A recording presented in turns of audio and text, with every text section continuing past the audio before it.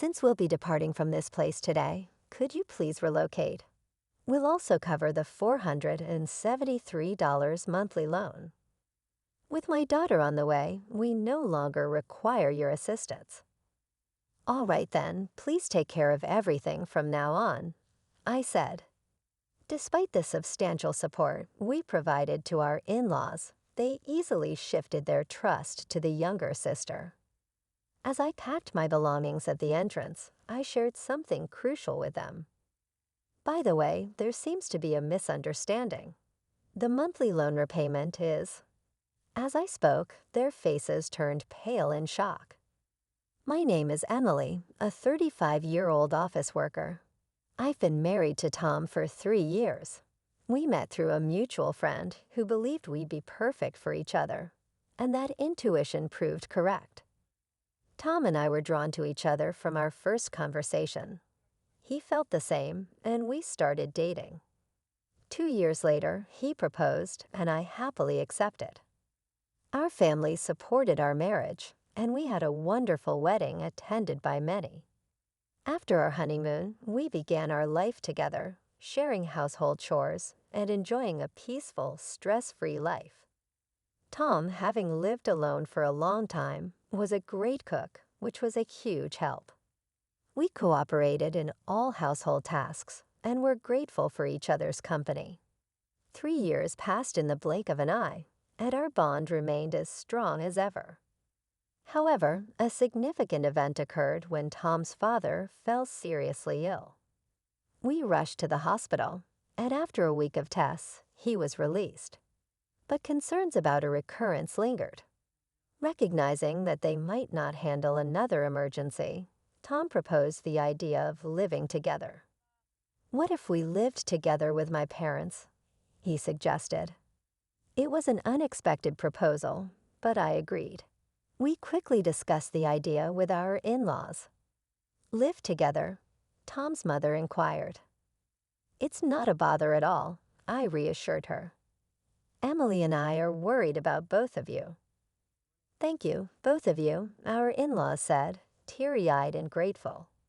They accepted our offer, reflecting their underlying anxiety. We promptly moved in with them, and Tom's mother, understanding that both of us worked, took the lead in household chores. Thanks to her, we could focus on our jobs. Tom's father, now retired, spent his days resting at home, which significantly improved his health. Life was joyous, and we all got along wonderfully without any issues. However, our in-laws eventually made a certain proposal. "I've been thinking about this for a while. How would you feel about building a new 2-family house?" the father-in-law suggested. "Huh. This house isn't particularly spacious or comfortable for 4 adults.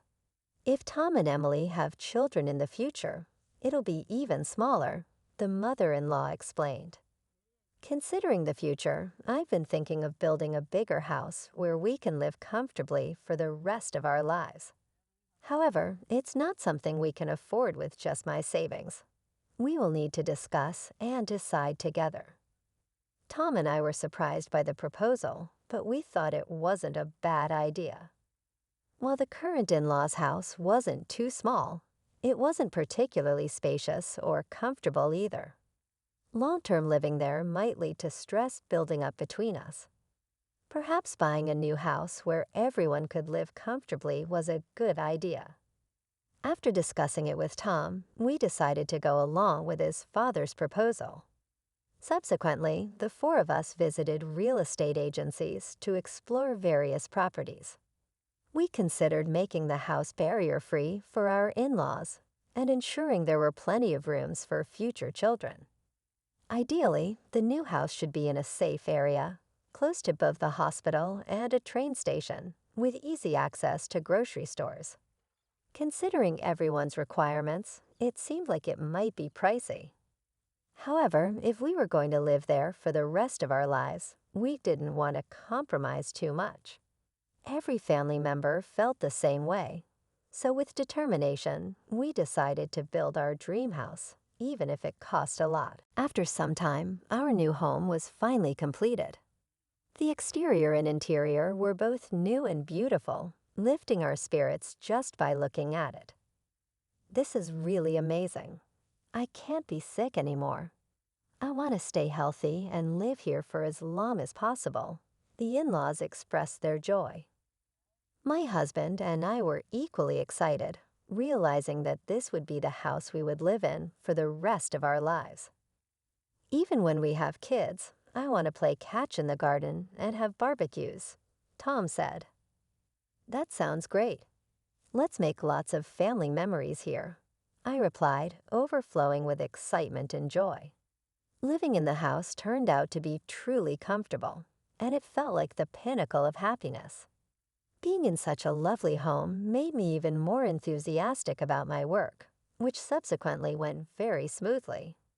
Both my public and private lives were fulfilling. I genuinely felt grateful for buying this house. The months passed in the blink of an eye, and 2 years went by in our new home.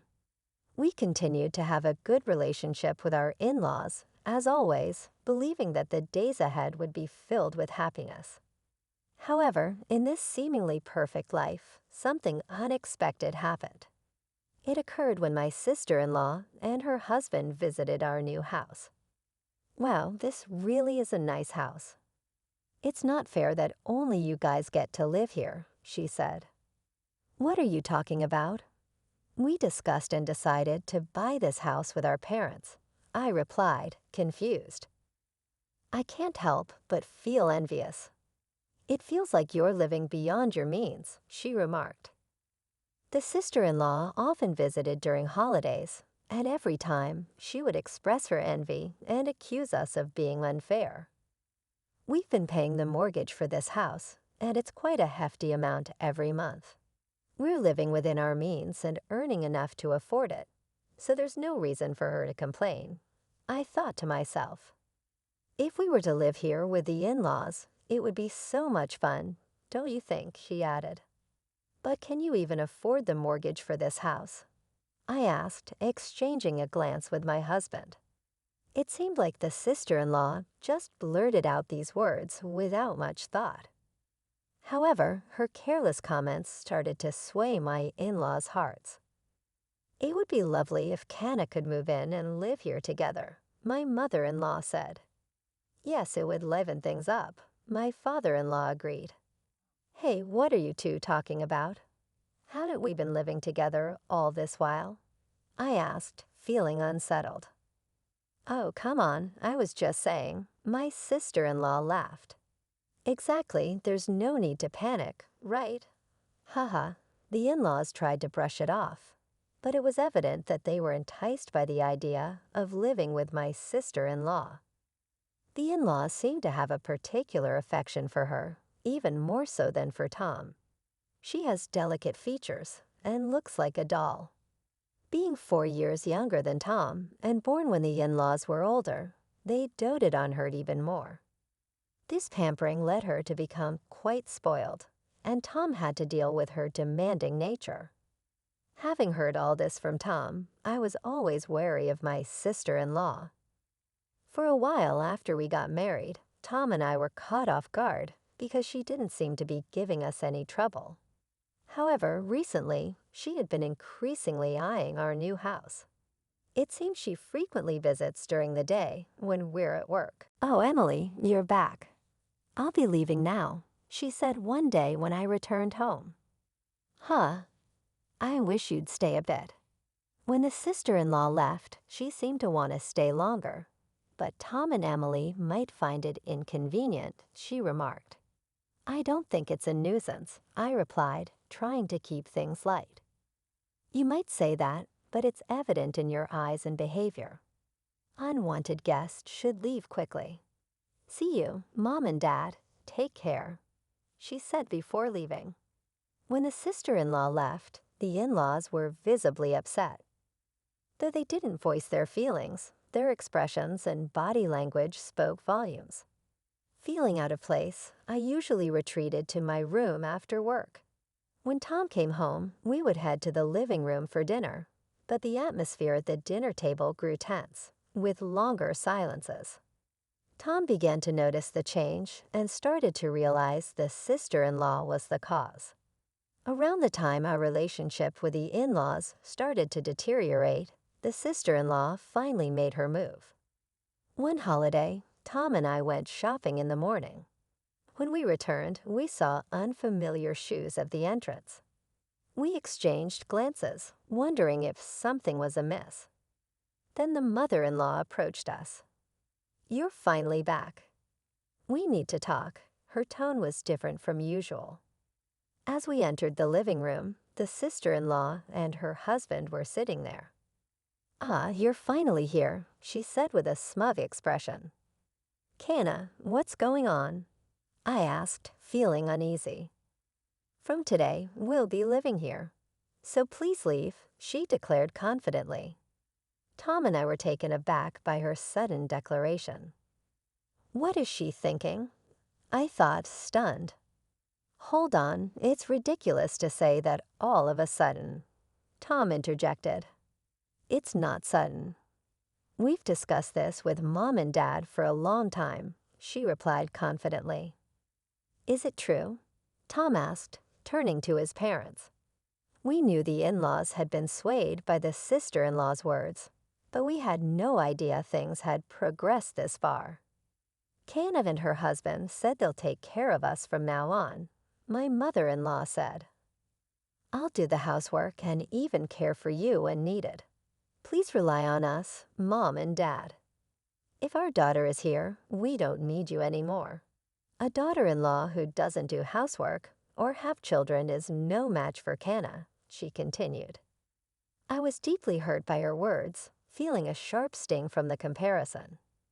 Seeing my shocked face, the sister-in-law smirked and said, "We'll pay the $473 monthly loan." Okay. $473. It's a great deal to live in such a nice house for that amount, she added. Tom and I were dumbfounded. The in-laws were already planning to kick us out, and we couldn't believe the way they had plotted behind our backs. After such treatment, it was clear we couldn't continue living there. "Is that settled? We can't leave immediately. Could you give us at least a week? We need to find a new place," I requested, trying to keep my composure. "Fine," my mother-in-law replied, but the disappointment in her voice was clear. The sister-in-law, however, was visibly thrilled that we were leaving. "Calm down, Mom and Dad. The house isn't going anywhere. I'm looking forward to a week from now," she said with a grin. The in-laws and the sister-in-law's family were thrilled to drive us out. Did Tom and I seriously consider co-living with such people? We quickly arranged viewings of rental properties and moved out within a week. The day we left our home arrived. "Please take care of everything from now on. Don't ever get involved with us or come to this house again," I said, my voice firm. Their words were harsh as they said goodbye, but I couldn't help but think about how much we had supported them over the years. Now they had easily switched their allegiance to the sister-in-law. Now we can finally live with Mom and Dad in this house. Living comfortably with Kana is like a dream. We got rid of the nuisance after all, my in-laws said as we left, continuing to insult us until the last minute. Little did they know they would soon face repercussions for their actions. But for us, it was no longer our concern. As I gathered our belongings and approached the entrance, I shared an important piece of information. "By the way, it seems there's a misunderstanding about the monthly mortgage payments. It's $1,825 every month, not $473, I said. Their faces turned pale at once. "What? Isn't the loan just $473 a month?" my mother-in-law asked, confused. "You misunderstood, didn't you?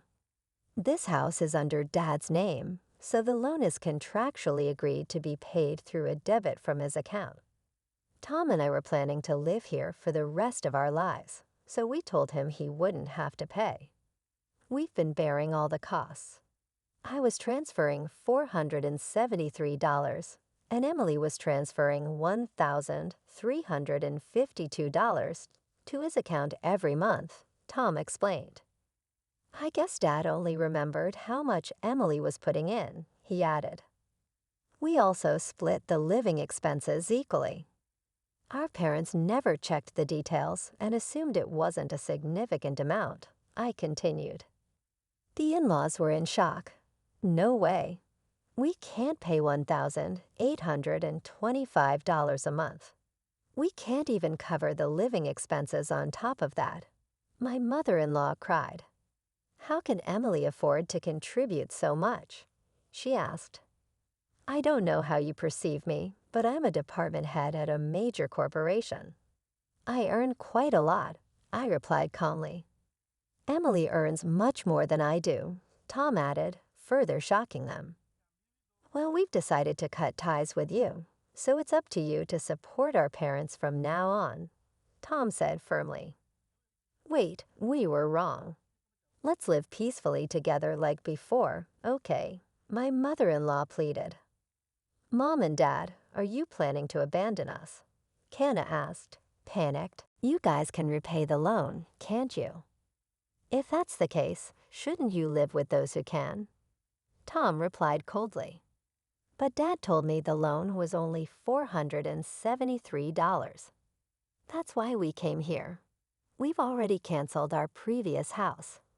Canna shouted. That's not my problem. Isn't this mess because you wanted to move in with us in the first place? Tom shot back. Canna, realizing the gravity of the situation, started to panic as her husband remained silent. Your husband earns very little, doesn't he? But you always said family is more important than money, Tom continued. As we left the house, their quarrels were unbearable to watch. Well, we're leaving. Regardless of what you say, we will never associate with you again, I said as we walked out. Despite the numerous messages from the in-laws, we ignored them all. According to our neighbors, the in-laws and the sister-in-law's family couldn't pay the loan and had to sell the house. Even after using the father-in-law's early retirement benefits, they were left with considerable debt.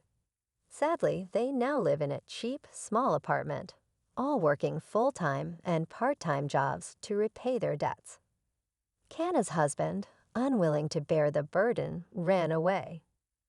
If only the in-laws had continued living peacefully with us, they wouldn't have faced such hardships. But again, it's none of our concern now. On the other hand, Tom and I found our rented apartment much cozier than anticipated. We plan to stay here for a while and save money. Our savings are growing at an incredible rate, and we're living happily, enjoying the occasional luxury while planning for a bright future together.